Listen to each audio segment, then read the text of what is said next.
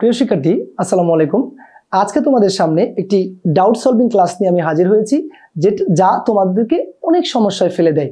একটু স্ক্রিনের দিকে তাকাও, আমি দুটো শব্দ লিখেছি, একটা হচ্ছে লক্ষ্য, একটা হচ্ছে লক্ষ্য।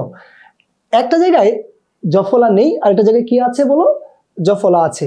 এবার যখন জফলাহীন লক্ষ্য তুমি ব্যবহার করবা, এটা দুই জায়গায় ব্যবহার করা যায়, এক হচ্ছে টাকা আর এক হচ্ছে ক্রিয়া হিসেবে ব্যবহার করতে পারবা। আর যখন তুমি জফলা ব্যবহার করবা, তা অবশ্যই কি হিসেবে, উদ্দেশ্য হিসেবে ব্যবহার করতে হবে। যখন আমি বলি, বলো, আমি যখন বলতেছি আমার 1 লক্ষ টাকা আছে, আমার 1 লক্ষ টাকা আছে। এবার তোমাকে মাথায় রাখতে হবে এখানে লক্ষ্য কি বলো তো দেখি, টাকা হিসেবে ব্যবহার করা হয়েছে। আবার যখন আমি বলতেছি আমার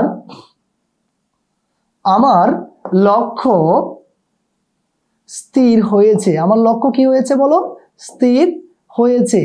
এই জায়গায় তুমি যখন লক্ষ্য বলছো, এই জায়গায় তুমি কি ক্রিয়া হিসেবে ব্যবহার করবা নাকি উদ্দেশ্য হিসেবে ব্যবহার করবা? যদি তুমি এই জায়গায় লক্ষ্য বলতে আমার উদ্দেশ্য স্থির হয়েছে, তাহলে অবশ্যই কি হবে, আমাদের জফলা ব্যবহার করতে হবে।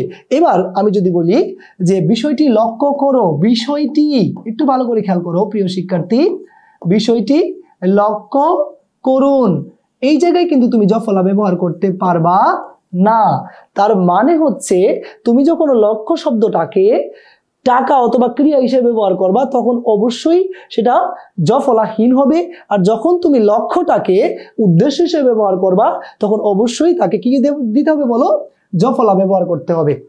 এবং একটা ব্যাপার আমি তোমাকে বলে দিই, যেহেতু উদ্দেশ্যতে কি আছে বলো, জফলা আছে, তার মানে উদ্দেশ্যের জন্য যে লক্ষ্য ব্যবহার করবা, সেই শব্দেও তোমাকে জফলা ব্যবহার করতে হবে।